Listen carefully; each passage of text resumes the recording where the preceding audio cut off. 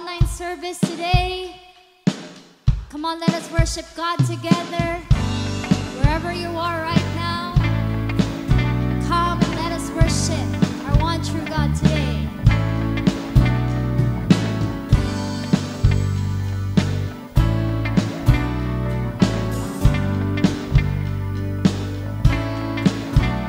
I was lost in shame, could not get past my pain till He called my name. I'm so glad He changed me. Darkness held me down, Jesus pulled me out, and I'm no longer bound. I'm so glad He changed me. See, I'm now a new creation in Christ. The old has gone, this is life. I live by faith, not by sight. There is a new name written down in glory, and it's mine, yes, it's mine. I've met the author of my story, and He's mine, yes, He's mine. Jesus opened my eyes, now I see the light. I'm so glad He changed me. Now I'm walking free, I got the victory. See, it's all over me. I'm so glad He changed me. See, now a new creation in Christ. The old has gone, this is life. I live by faith, not by sight. There is a new name written down in glory, and it's mine, yes, it's mine. I've met the author of my story, and He's mine, yes, it's mine. There is a new name written down in glory, and it's mine, yes, it's mine. I'm with Jesus. I've met the author of my story, and He's mine, yes, He's mine. Come on, declare. Because the I am tells me who I am. I am who I am because the I am tells me who I am. I am who I am because the I am tells me who I am. I am who I am because the I am. Come on, let's shout it out. I am who I am because the I am tells me who I am. I am who I am because the I am tells me who I am. I am who I am because the I am tells me who I am. I am who I am because the I am tells me who I am. There is a new name written down in glory. Come on, church, sing it out. Yes, it's mine. I've read the author of my story, and He's mine.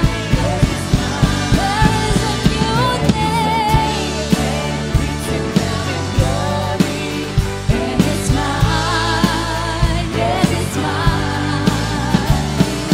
I've read the author of my story, and He's mine. Yes, it's mine. And He's mine. Yes, it's mine. And He's mine. Yes, He's mine. Yes, you're mine, God. Praise God, purihin po ang Panginoon. Good morning, good noon, good afternoon, good evening. Nasaan man po kayong panig ng mundo ngayon, gusto ko po kayong batiin ng isang mapagpalang araw ng linggo. And I hope that you are all doing well. This is Pastor Paul Balgos of Amazing of Crossover Campus. Kagaya ng lagi ko pong sinasabi, ano man po ang ating mga pinagdadaanan ngayon, gaano man katindi, kahirap, ka-challenging, gaano man kasama ang situation, gaano man kadilim ang pinagdadaanan natin, tiyak mas marami pa rin po tayong mga bagay na dapat pong ipagpasalamat sa ating Panginoon. Now, if you are watching live right now, pwede po bang i-type nyo sa comment section, where are you watching right now? Sino ang iyong mga kasama? Sino yung mga katabi mo dyan ngayon? At kung saan kayo nanonood, sa salas ba? Watching from living room? Type nyo nga po kung saan location nyo ngayon. And para at least alam po ng atin pong mga team dito sa atin pong live kung saan po umaabot yung atin pong online pagsamba po natin. Now, thank you doon po sa mga nakikipag-cooperate sa atin pong mga pagta-type. Alam niyo po, nagsisilbi pong encouragement sa atin yan. Now, ngayon po, nasa third installment na po tayo ng ating pong brand new series for the month of August entitled Hot Seat. Pwede bang i-type mo sa comment section, hot seat? And if you are watching na merong katabi ngayon, nakaupo kayo sa maayos na upuan, sabihin mo sa katabi mo, hot seat. Dealing with life's greatest questions. Marami pong mga katanungan at tayo po ay tinatanong. Minsan nagtatanong po tayo, 1 plus 1, 2 plus 2, saan ang galing ang ganito? Saan ang galing ang mga ganyan? Bakit may ganito? Napakarami po nating katanungan. Pero ilan po sa mga dapat po nating tinatanong, kagaya ng pagsisimula po ng ating series, 2 Sundays ago, dapat natanong po natin, who am I? At yun po yung nasagot na natin, sino tayo bilang mga Christian? Why am I here? Last week, pinag-usapan natin, what on earth am I here for? Anong purpose ng buhay? Basically, the bottom line, yung topic natin last week, to fear God and to follow His commands, meaning to follow Him. Now, ang malaking katanungan, alam niyo po ba, sa buhay po natin, ang dami talaga nating mga tanong. Yung iba nga, nasasagot ng science. Bakit umuulan? Bakit nagkakaulan? Paano lumipad yung eroplano? Paano nagkaroon ng lindol? Paano nagkaroon ng mga tsunami? Yung iba po, natututunan natin sa school, natututunan natin sa social media, pero yung iba po natututunan natin habang tayo ay tumatanda sa experience natin at saka yung mga lesson ng buhay na itinuturo po sa atin. Pero alam niyo po ba na meron isang tanong na kahit sino tinatanong ito, bata, matanda, may ngipin o wala, mayaman ka man o mahirap, malaki man ang pera mo sa bangko o wala, siguradong naiisip po natin ito. Itong katanungan na ito, ano kaya ang mangyayari pagkatapos nating mamatay? Yan. Di ba parang ang bigat po niyan? Ano ba ang mangyayari, Pastor, kapag tayo ay namatay? Ito pong question na ito ay humubog sa marami pong pananampalataya, sa maraming paniniwala, sa marami pong religions, and even nag-i-spark po yan ng mga, alam mo yun, ng mga deep late night conversations natin with our spouse, with our friends. Saan ba, kapag natapos ang buhay ko, saan ba pupunta ang aking kaluluwa? Now, this afternoon, this morning, this evening, depende anong oras ka po ngayon umaattend ng ating online na pananambahan, join me sa ating pong third topic entitled From Mortal to Immortal. Pwede bang sabihin mo sa katabi mo, from mortal to immortal? O i-type mo sa comment section if you are watching via Facebook Live, mortal to immortal. Uy, maganda to ha. Ang pag-uusapan po natin ay mula po sa teksto ng 1 Corinthians chapter 15, verses 35 through 58. Mahaba-haba po ito. Yung iba babasahin natin and then yung iba sa latter part na po ng ating pong topic. Ito yung pinaka nakakabilib, nakaka-amaze na life-changing topic na pinag-usapan po ni Apostle Paul. Sinulat po ni Apostle Paul sa mga taga-Korinto. Direct to the point po niyang sinagot ang pinakamalalim na tanong natin bilang tao. Ano kaya ang mangyayari kapag tapos na ang aking buhay? Kapag ako'y namatay, dito sa mundong ito, ano mangyayari sa atin? Now, bigyan ko po kayo ng background. Ito pong church sa Corinth, parang mundo po natin ngayon. Puno ng tanong, puno rin po sila ng doubts, puno rin sila ng pagdududa, at puno rin po sila ng mga confusion. And some of them, marami pong mga Christians noong unang panahon, they are saying na wala pong resurrection of the dead. Kaya po ito pong halos buong chapter 15 na ito ay ginugol po ni Apostol Pablo para ipakita at ipaniwanag yung non-negotiable na katotohanan na talagang, alam mo yun, nabuhay si Jesus Christ. Nag-resurrect siya muli, namatay siya, and after 3 days, nabuhay siyang muli. And syempre, ina-anticipate naman ina-anticipate na rin ito ni Apostol Pablo yung katanungan ng mga kapatid po natin sa Korinto. Marami po kasing parang alam mo, naririnig mo yung confusion ng mga tao noong unang panahon, pero napakaganda na isagot po ito ng highly theological and practical, and napakasarap pong aralin po nito. Pakinggan niyo po ito, yung sagot po ni Apostol Pablo. Sabi po niya sa 1 Corinthians chapter 15, umpisaan po natin sa verse 35. Sabi po, but someone may ask, ayan na-anticipate niya, o baka may magtanong, yan sa Tagalog, how will the dead be raised?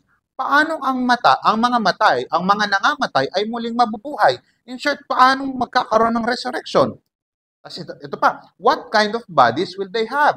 Anong uri ng katawan magkakaroon sila? Fair question naman yung tanong ni Apostle Paul na inanticipate niya na dahil dinidil nga niya resurrection, patungkol kay Jesus Christ. Paano nga ba ulit mabubuhay ang katawan ko na nabulok na? Yung iba naging alikabok na o alabok. At kung nabubuhay pa ako ulit, ano kaya itsura ng aking katawan? Ano kaya itsura ng mukha ko? Ano kaya pakiramdam noon? Sinagot po yan ni Apostol Pablo. At yun po ang sasagutin natin ngayon gamit ang kanyang sulat through God's Word. The question is, what happens when Christians die? Ano ang mangyayari kapag ang isang Kristiyano ay namatay physically dito sa lupa? Sabihin mo nga sa katabi mo, get ready. Kung ikaw naman mag-isang nanonood, i-type mo via live, i-type mo sa comment section, I am ready. Number 1. Sabi po ng verse 36 hanggang 38. Sa Tagalog, basahin natin.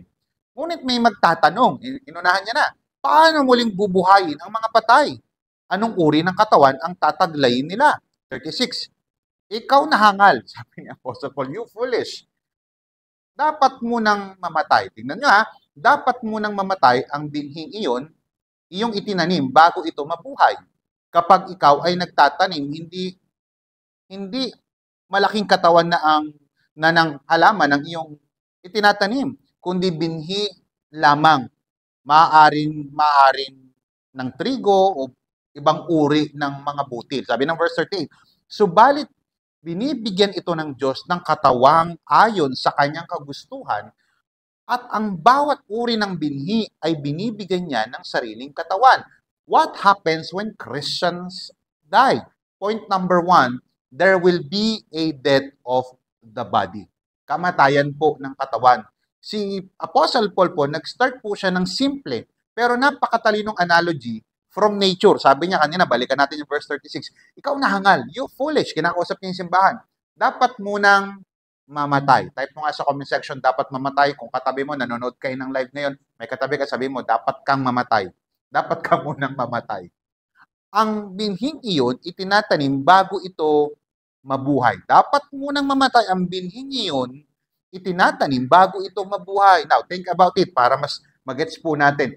Kapag ka nagtanim ka ng binhi o seed, buto ng apple, hindi ka naman nag-e-expect na pag tumubo yan, malaking buto. Iba na ang itsura niya. In short, ibig sabihin, pag nagtanim ka ng buto ng apple, hindi yan tutubo na malaking buto ng apple. Paglabas niya, iba na yung kanyang itsura. Nag-transform na siya. Ibig sabihin, nag-e-expect ka na iba itsura, apple tree na siya. Now, ano ibig sabihin nito? Ganon din po ang kamatayan. Ganon din ang buhay natin kapag tayo ay namatay. Death before life. A seed must die before it grows into something new. Yan po ang katotohanan. So ano yung pwede po natin matutunan dito? Death is a transition to the afterlife. Ang kamatayan po, pakinggan nyo maigi, ang kamatayan, siya yung transition o kinakailangan pagdaanan ng isang tao para siya ay makaranas ng afterlife. At bukod pa rito, itong transition na ito, hindi ito yung parang tulog lang. As in, pagka ikaw ay pumanaw physically, immediately, mararamdaman mo o mararanasan mo ang pagpunta sa presensya ng ating Panginoon. Kaya po sabi ni Apostle Paul sa 2 Corinthians chapter 5:8, punta tayo saglit. We are confident, I say, and willing rather than to be absent from the body and to be present with the Lord. Ito pong verse na ito ang nagki-clear doon sa o nagbumabangga at nagdidebunk doon sa marami pong paniniwala na soul sleep. Pag sinabi pong soul sleep, pag namatay daw yung tao, kasama pati kaluluwa at spirito niya. Kapag namatay daw yung tao, physical, oy parang tulog. Tulog lang. Ibig sabihin, hindi buhay yung kanyang kaluluwa kasama nung katawan. So, hindi po yun biblical. Ang katotohanan po na pinaniniwalaan natin na kapag ang isang tao, particularly ang isang Christian namatay, yung kanyang physical na katawan maililibing o kaya yung iba kinikremate, after niyang mamatay, immediately yung kanyang spirito aakyat sa langit, yung kanyang kaluluwa makakasama ang ating Panginoon. First, ano pwede natin matutunan dito? Physical death is natural. Gusto ko pong sabihin sa inyo mga minamahal kong kapatid na ang kamatayan ay isang experience na mararanasan ng lahat ng tao. Wala po itong pinipiling edad, kaya makakakita ka. 16 years old namatay, 17 years old, yung iba nga, 14 years old, yung iba nga, fetus namatay.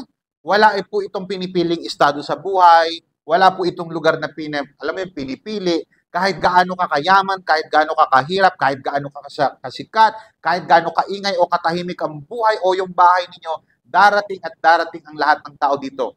Sa simula pa lamang po ng kasaysayan, nakasama na po ito sa kwento ng sangkatauhan ng kamatayan. Christians and even non-Christians will experience it.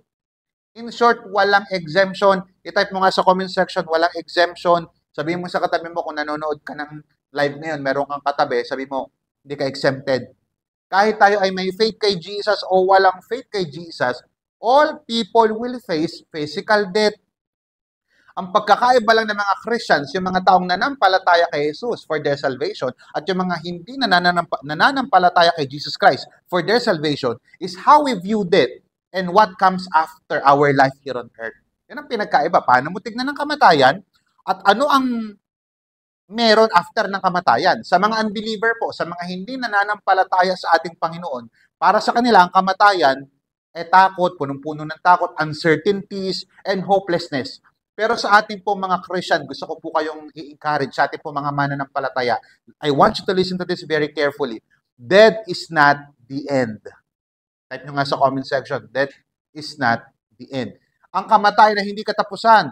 Ang kamatayan ay doorway to eternity. Ulitin ko po, death is not the end.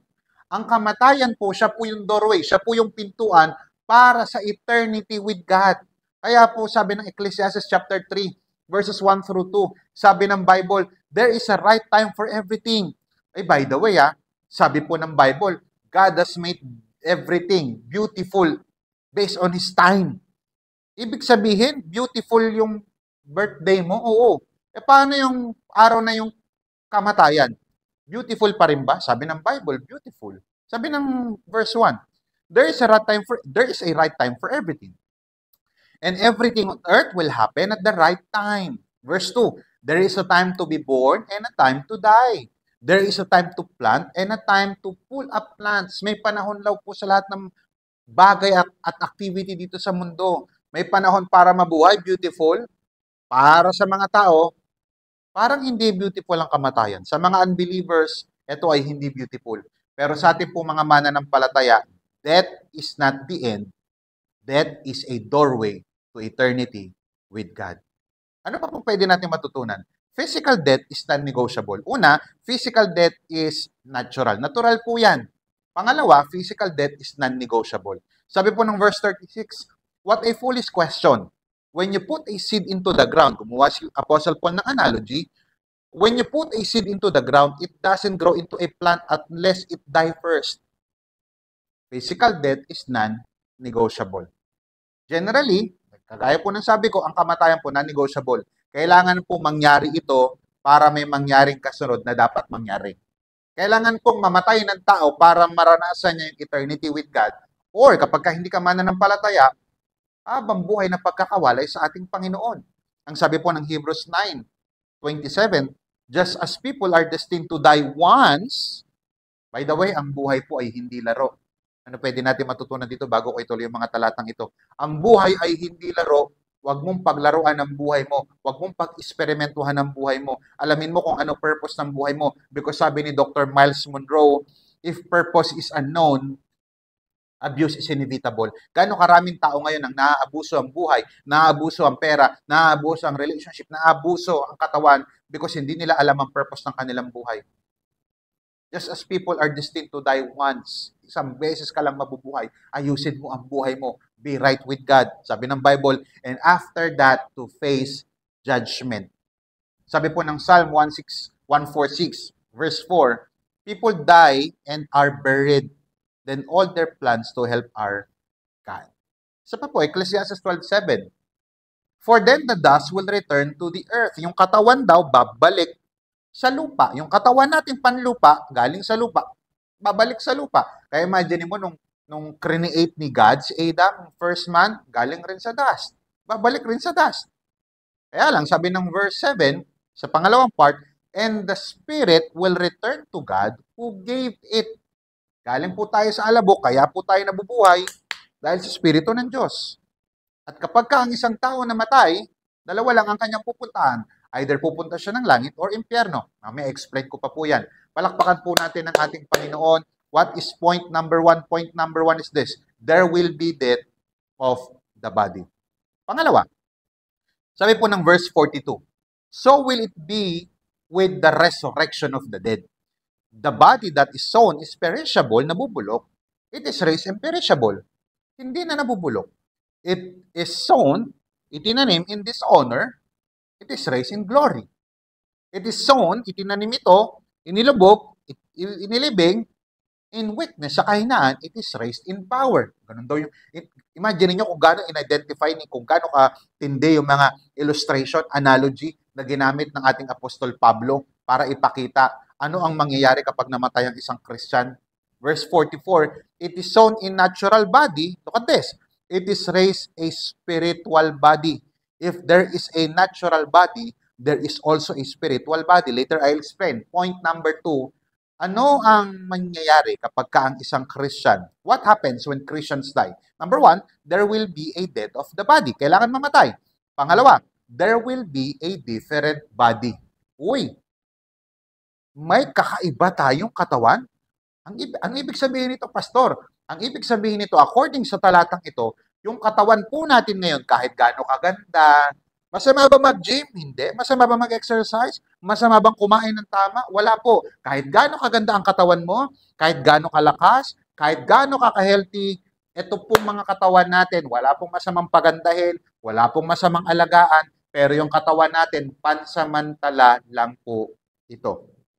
Kaya nga po si Apostol Pablo gumamit po ng metaphor of planting a seed. Di ba? Napapansin nyo, ganun yung kanyang ginagamit na analogy or illustration. Kapag ka naghasik ka ng buto, hindi yun yung final form nila. Nagtanim ka ng buto ng apple, hindi yun lalabas na butong malaki. Hindi.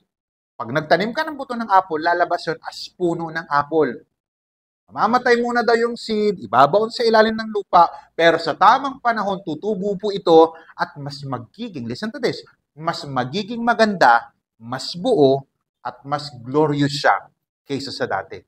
Ano pwede nating matututunan dito sa there will be a different body? Ano ibig sabihin yan? Una, the magnificent transformation. Sabi mo nga sa katabi mo, transformation. Type mo sa comment section kung nanonood ka ng live via Facebook. Transformation. Transformation from what? Pakinggan nyo maigi. Tignan nyo yung verse 42, balikan natin. From perishable to imperishable. Mula daw sa nabubulok, ang gandang transformation. Ito, imagine mo, nabubulok tapos hindi na nabubulok. Sabi ng verse 44, the body that is sown is perishable, it is raised imperishable.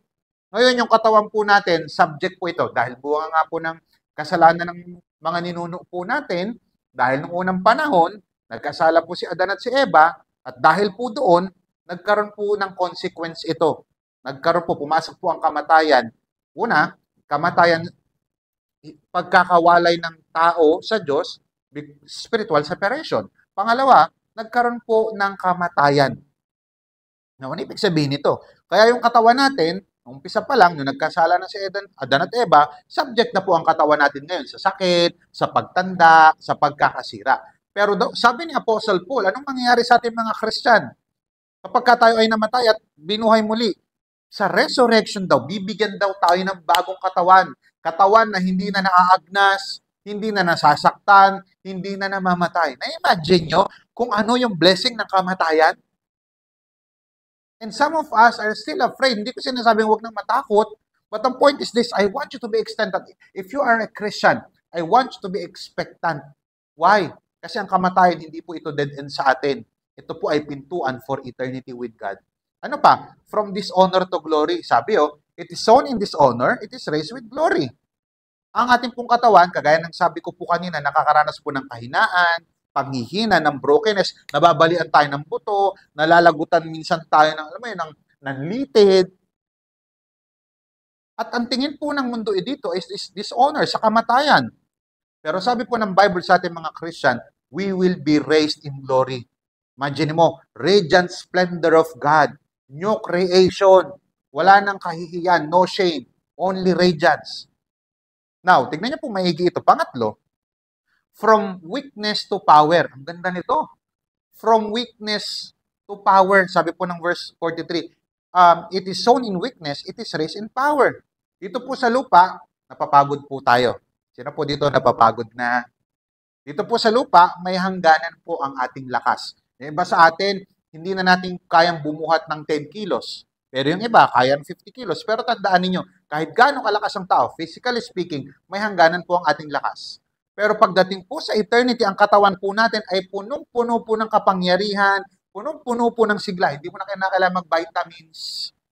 Why? Kasi yung lakas po natin hindi na nauubos. Can you just imagine? Ano ang itsura ng isang Christian kapag nagkaroon na siya ng resurrected body, ng glorified body? Ano pa? Yung pang-apat, from natural to supernatural. Pwede po bang i-type natin sa comment section? From natural to spiritual. Pwede bang i-type natin sa comment section? Spiritual. Ulitin ko po. From natural to spiritual. Sabi mo sa katabi mo, kung nanonood ka ng live na may katabi ngayon, spiritual. Sabi ng Bible, naku, ang ganda nito. You need to listen to this very, very carefully. If there is a natural body, there is also a spiritual body. Now, what we have right now is a spiritual body. I want you to listen to this very carefully. Yung meron po tayo ngayon ay physical na katawan na suited, na babagay sa mundong ito. Yan. Pero pagdating po ng kabilang buhay, magkakaroon po tayo ng spiritual body. I want you to catch this. Perfectly suited o nababagay for eternity with God. So yung katawan natin ngayon, hindi ito. Panglupa po ito. Ang ibig sabihin nito, ba pastor, magiging parang ghost tayo kasi spirito tayo? Pagpunta sa langit, hindi po. Hindi po ito parang ghost na parang usok ha. Theologically, I want you to understand this. Ang spiritual body ay isang tunay pong katawan. Hindi tayo parang si Casper the Friendly Ghost. Hindi tayo parang usok lang. Ang spiritual body po ay isang tunay na katawan. Pero iba po yung substance nito. I want you to catch that. Tunay na katawan, pero iba po yung substance. Ano ibig sabihin nun? Ito pong iba po yung substance, hindi po ito bound ng limitation dito sa lupa. Kundi perfectly suited to live in God's eternal kingdom. Kung saan ka nakatira ngayon, Antipolo, Marikina, Pasig, San Mateo, iba sa atin taga Bulacan, iba sa atin taga Cavite, iba sa atin taga ibang bansa, that's okay. Pero yung katawan na gamit natin dito sa lupa, hindi suited sa eternal kingdom. Ang bigat nito, ang ganda nito. Kaya kapatid, kung iniisip mo ngayon, may sakit ka, meron kang kahinaan, meron kang kahirapan na pinagdadaanan yung katawan mo, tandaan mo, this is not your forever body. Yung ba sa atin, ay, sayang naman, ang ganda-ganda na ng katawan ko. Walang masama magpaganda ng katawan. What I'm trying to point is this, hindi ito yung katawan na kinakailangan natin sa kabilang buhay. This is not your forever body. Ang forever body po natin, mas maganda, mas makapangyarihan, mas glorious na katawan na merong glorious na katawan na naghihintay sa iyo sa resurrection. Ang design po ng Panginoon sa atin is not for us to have a better version of our body, but for us to have a new, glorified, perfected na body na bagay po sa eternity. Pwede po bang palakpakan natin ang ating Panginoon? Ewan ko, when I was studying this sermon, no, I was really excited. Hindi naman sa Lord, gusto ko nang mamatay agad. Gusto ko munang magawa ang kalooban mo dito sa lupa, to plant more churches, to spread the word of God, to disciple more people and more leaders. Pero nakaka-excite lang isipin na itong katawan pala natin, hindi siya suited. Hindi siya nababagay sa eternal kingdom ng ating Panginoon. Pangalawang katotohanan na gusto ko magpa-excite sa'yo. I want you to listen to this very carefully. The model for our transformation. the model for our transformation. Makikita nyo sa verse 45 hanggang 49, yung comparison po ni Adan at saka hindi po ni Eva, si Adan at saka si Jesus Christ. Verse 45 hanggang 49, makikita nyo yung comparison ng first Adam, si Adam at saka last Adam. Si Adan ang kinatawan ng sangkatauhan. Sangkatauhan sa simula pa lamang po. Siya po, bakit siya yung first Adam? Kasi siya po yung nagdala ng kasalanan at kamatayan dito sa mundo. Now, bakit? Si Eva naman yung pinakaunang mausap sa serpent. Pero kung titignan mo ang scripture very carefully, si Adan ang inutusan at inatasan. Siya yung head o inatasan ng Panginoon para sa ganung gawain. So si Adan, siya po yung kinatawan ng sangkatauhan nung simula pa lang. Siya yung unang nilikha ng Diyos. Kaya lang, sad to say, unfortunately, siya rin po yung nagdala ng kasalanan at kamatayan sa sangkatauhan. Romans chapter 5, nandun po yan. Ngayon, ito ang maganda. Si Jesus, ang last Adam, bakit siya last Adam? Kasi siya yung bagong kinatawan ng sangkatauhan. Why? Kasi si Jesus Christ po ang nagdala ng kapatawaran at buhay na walang hanggan sa mga taong mananampalataya sa Diyos sa pamamagitan ni Hesus Kristo. Now, para mas magets ninyo, no? Parang ganito yan. Si Adam, imagine niyo siya yung parang captain ng barko. Kaya lang, yung barkong dinadrive niya bumangga dahil sa maling mga desisyon at lahat ng sakay niya naapektuhan. Pero dumating yung bagong kapitan. Yan. Bagong captain ng barko. Siya si Captain Jesus. Just to illustrate this. Siya yung huling captain. Hindi lang niya inilipat sa ligtas na destination ang barko. Pakinggan niyo maigi. Binago niya pa ang buong barko. Even yung mga nakasakay sa barkong ito. Kaya hindi na ito lumubog. Nakuha ninyo? Yung first Adam po, siya po yung das, galing sa alabok, mortal, subject to death. Pero yung last Adam, si Jesus Christ, life-living spirit from heaven. So ano pwede natin matutunan dito? Ang sino mang mananampalataya kay Jesus Christ. Si Jesus Christ, hindi po siya religion. Although importante po na meron kang religion, as long as ang sense po nito as paniniwala sa Diyos, Christianity, but religion cannot save you. Only the person of Jesus Christ, His finished work can save you from being damned to hell. Kasi ang natural default po natin o ang default na destination natin, papunta tayo ng impyerno. But praise be to God kay Jesus Christ. Siya po ay namatay sa krus para bayaran, tubusin ang kasalanan na kahit ni minsan, kahit any good works, kahit anong gawin mong kabutihan, hindi sapat ang ginawa mong kabutihan para iligtas ka. Wala pong masamang gumawa ng mabuti, that's good. But good works is not the means of our salvation. Good works, obedience to God, is just the byproduct of our salvation. Pangatlo po, ito maganda. The mystery of transformation. Sabi po ng verse 50, basahin natin mamaya, 51, 52, 53, basahin natin sa latter part. Sabi po ng verse 50 muna. What am I saying? Dear brothers and sisters, is that our physical bodies cannot inherit the kingdom of God. Kaya kailangan mong mamatay, kailangan nating mamatay, kasi iiwan natin yung physical na katawan natin kasi hindi ito yung final na katawan natin. Pakinggan nyo maigi. Our physical bodies cannot inherit the kingdom of God. These dying, decaying bodies cannot inherit what will last forever. Kasi ito po, flesh and blood, hindi suitable doon sa eternal kingdom ng ating Panginoon. Now, ito yung mystery. Not all will die, but all will be changed in a moment. At the trumpet, ay maganda to. Ibig sabihin, yung katawan na meron tayo ngayon, kaya na sinabi ko po kanina, tumatanda, napapagod, at namamatay, hindi po siya bagay para sa kaharian ng Diyos na walang hanggan. Parang ganito. Itong katawan natin, imagine nyo, hindi mo pwedeng gamitin ng lumang damit o kupas na, yung punit-punit na, sa isang royal banquet. So, ang gagawin, magpapalit ka dapat ng damit bago para suitable ka dun sa grand eternal celebration. Yung po ibig sabihin ni Apostle Paul. Kaya ang ating pong dying bodies, hindi pwedeng forever po siya. Kaya kinakailangan po niyang mamatay. Now, tignan nyo ito yung sinasabi, ito yung tinatawag ni Paul na mystery of transformation. Isang bagay na hindi natin lubusang maintindihan ngayon, pero tiyak na mangyayari. Tignan yung verse 51.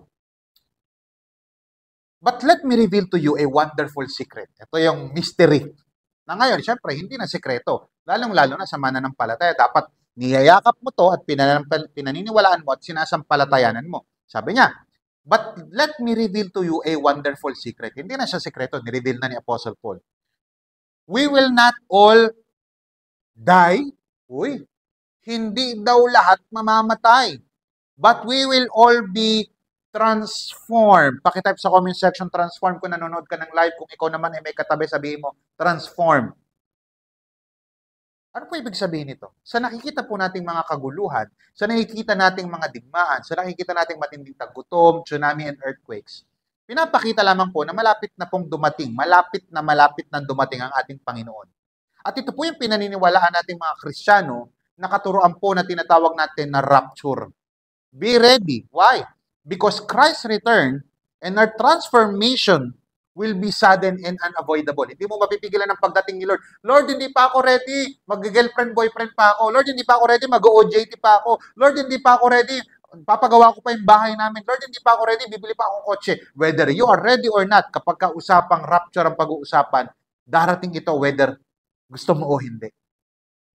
Ulitin ko po, generally, kagaya ng binanggit ko po kanina, death is an appointment for everyone. Hebrews 9:27, there is time for everything, lahat po mamamatay. Generally, lahat po. Pero iba po itong mangyayari sa rapture. But in the rapture, it will be different. Bakit? Dead believers, imagine mo yung mga mananampalataya na namatay na, nakalibing na, they will be raised imperishable. Ibig sabihin, yung kaluluwa nila na nasa langit, magmimit ulit sila.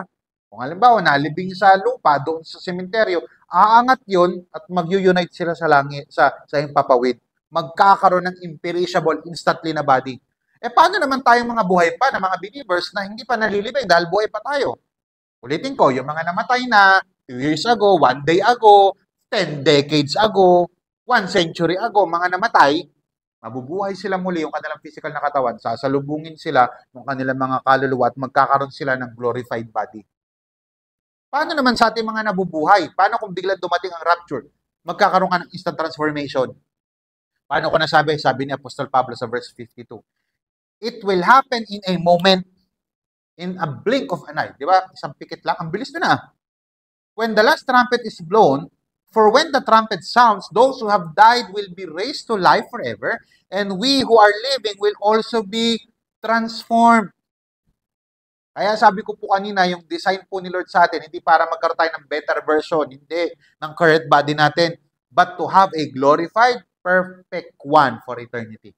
Kaya po sabi po ng verse 53, for our dying bodies must be transformed into the bodies that will never die. Our mortal bodies must be transformed into immortal bodies. Kapatid, ang rapture po ay biblical at ang rapture po ay mangyayari anytime. The question is, are you ready kung darating si Lord? Handa ka ba talaga? O so sobrang dami mong kagustuhang mangyari. Ayoko pa, hindi pa ako ready. We must be ready anytime. Dahil anytime, while I am preaching right now, pwedeng dumating si Lord. Palakpakan po natin ang ating Panginoon.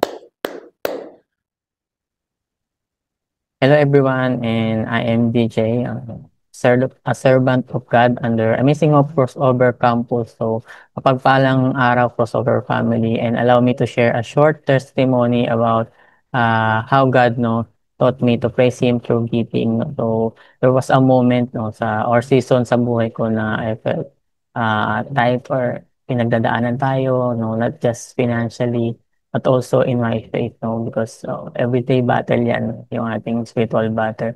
And I was praying for breakthroughs, and I found myself holding back in giving kay Lord. But I realized yung moment na hindi siya sa amount or hindi yung amount na pinibigay natin ni Lord. It's all about trust and obedience to Him. I was reminded, yung sinabi ni Lord doon sa Book of Luke, verse 38, sabi ni Lord is, give and it will be given to you. A good measure, pressed down, shaken together, and running over, will be poured into your lap. For with the measure you use, it will be measured to you. So, sabi dyan ni Lord, yung atin naman talaga dyan kasi hindi lang dahil may promise of blessing si Lord dyan, pero ni-reveal dyan sa verse na yan na how generous God is, no? Gaano ka-generous yung puso natin, Panginoon. Kasi He's a giver, no? And when we give, no, we reflect ourselves to His character.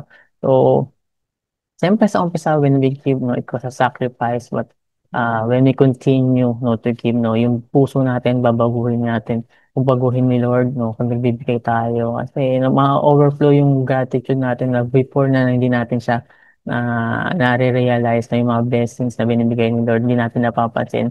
Kung mapapansin natin siya, no, pag nag-ano tayo, nagigib na tayo, no, cheerfully din, and not just no, in finances. So, mararamdaman mo kung gaano ka generous ni Lord din sa ating finances, kung nagkakaroon din tayo ng peace, joy, and of course, yung mga answered prayers na akala natin hindi na-answer ni Lord, pero sinagot niya sa ibang paraan. So, when we give, sinabi din ni Lord doon sa 2 Corinthians no, chapter 9 verse 7, sabi doon is, God loves a cheerful giver. So, giving is not just again the size of the gift, but the size of our praise and trust in our Lord. No? Every time we give is like saying, Lord, I trust in you more than my own resources. So I believe in you as my provider. So encourage you, mga kapatid. So today, as we give, no, let's see it's tignan natin siya, no, na it's just a normal routine sa atin. Let's see is an act of worship, no, a way of lifting our hands and hearts to God, saying that thank you, Lord, for all of for all of you've done for me, and all you will do, no, sa buhay ko sa mga susunod pa na araw at panahon, no. So let us give with joy, let's give with praise, and let's keep knowing that our faithful God will never fail us. So kailanman di tayo binigo ni Lord. So yeah, let's keep with a cheerful heart.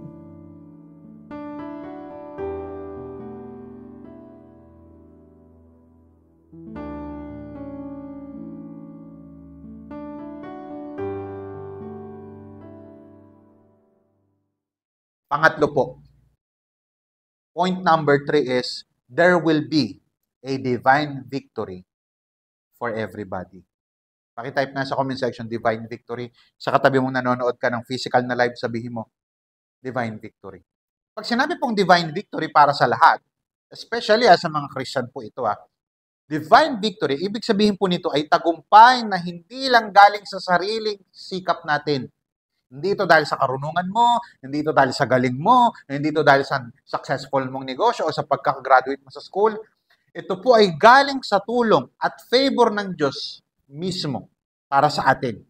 Hindi lang ito dahil masipag ka o magaling ka, kundi dahil may ginawa siyang paraan para manalo tayo.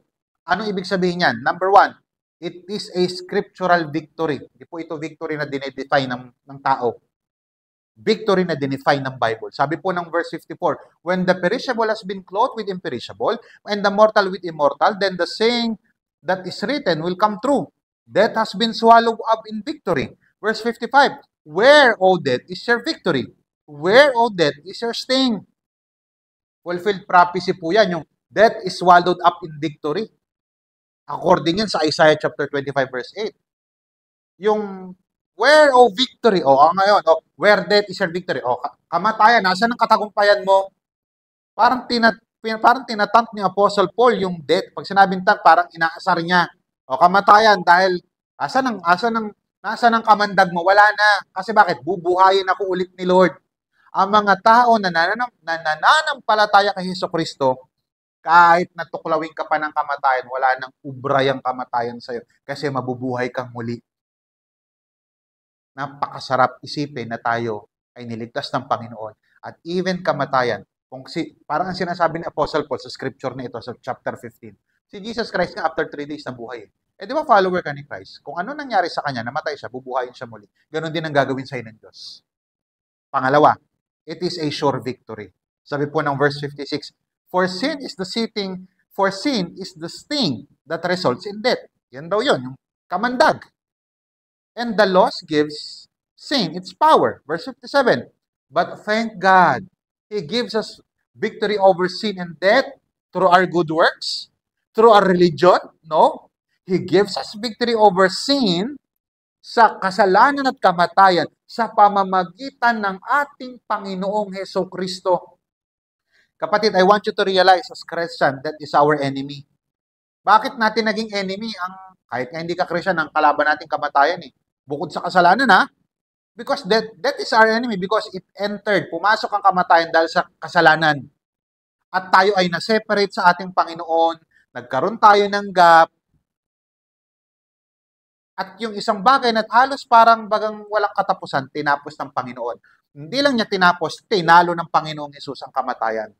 At dapat po tayo magpasalamat sa ating Panginoon Diyos dahil kay Jesus Christ, tinalo na ang kasalanan, talo na ang kamatayan, at kay Jesus Christ, sure po ang ating panalo. As I end, in conclusion, sa lahat po ng naranasan natin o pinakita ko na katotohanan, unang-una po sa lahat, ang kamatayan po ay mangyayari po sa lahat. Hindi lamang po natin alam kung kailan ito. Natural po kasi ang kamatayan. Ang kamatayan po ay non-negotiable. Kaya lang, ang kagandahan po sa ating mga Christian, there will be a different body. A magnificent transformation po sa atin. At ito po ay may model po kasi tayo ng transformation. Ang model po natin hindi si Adan. Ang model po natin, kagaya ng sinabi ko kanina, si Jesus Christ, the last Adam. At ang mystery po ng transformation, pwede kang mamatay, pwede rin namang hindi ka mamatay kapag dumating na ang rapture. Because Christ will come for His church. There will be a victory for everybody. Mga katotohanan na binanggit ko ay para sa ating mga Christian. Ngayon ang tanong, bilang isang Christian, ano response mo? If you're a Christian, dapat ganito ang response mo. Verse 58, let me close with this. So my dear brothers and sisters, be strong and immovable, always work enthusiastically for the Lord. For you know that nothing you do for the Lord is ever useless. Kapatid, kung ikaw ay may mga pinagdadaanan ngayon at feeling mo, lumulubog ka sa problema, punong-puno ng kadiliman ng buhay mo, pero sinasabi mo, Lord, ikaw po ang aking Panginoon Diyos, ang aking Panginoon na tagapagligtas.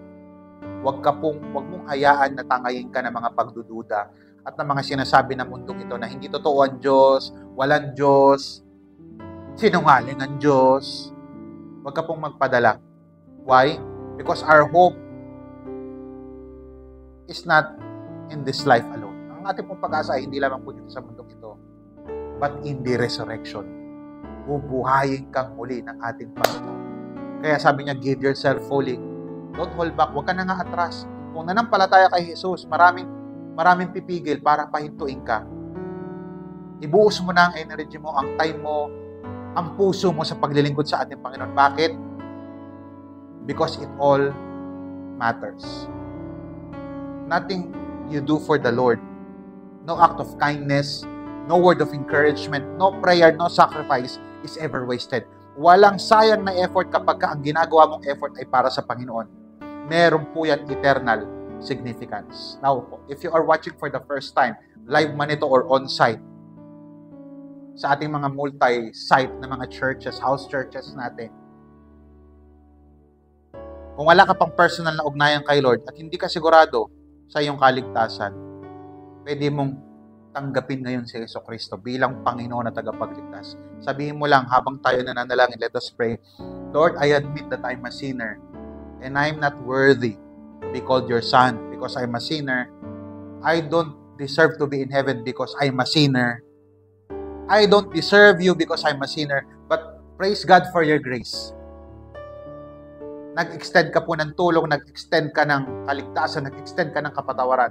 God is extending His heart right now. God is extending His salvation, His forgiveness right now as you are watching right now. Admit that you are a sinner. Admit that you cannot save yourself. Admit that we have been separated from God for all these years. Admit that you cannot save yourself. Only the finished work of Christ on the cross is the only qualification para tayo maligtas. Sabi ng Bible, Jesus Christ is the way, the truth, and the life. No one comes to the Father except through Him. Tanggapin mo, repent of your sins and believe in the Lord Jesus Christ for your salvation. Kung matagal ka namang Christian at nalayo ka sa Panginoon, I pray for renewal, healing, restoration, and provision upon your life. Maging excited ka because death is not the final destination of our lives. Physical death is just the doorway for our eternal moments and eternal life forever with God. Maraming salamat po, Panginoon Diyos. Sa iyo ang papuri, parangal, pagsamba at kalawalhatian sa ngalan ng Ama, ng Anak at ng Espiritu Santo. Ang lahat ng pinagpala ay hindi lang magta-type kundi magsasabi ng Amen and Amen. Palakpakan po natin ang ating Panginoon. Come on, i-type niyo po sa comment section, I am blessed. Sabihin mo sa katabi mo kung nanonood ka ng physical ngayon. Sabihin mo, I am blessed, you are blessed.